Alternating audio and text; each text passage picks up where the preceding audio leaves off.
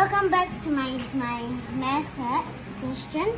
So I'm doing my Stella High School Primary 3 Mathematics, and this one we're doing it for 2020. Okay, the value of the digit 3 in 7639 is, okay guys, value is total. Digit is 1,000, 100, ones, and tens. Okay, so how we do it? Easy. 1,000, 100, 100, 10, and ones.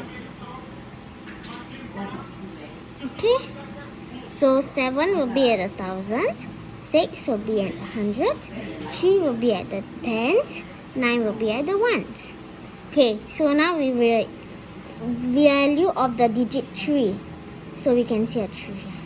So 3, which one is it? Tens. So 3 will be 30. So this will be, no, this is 3.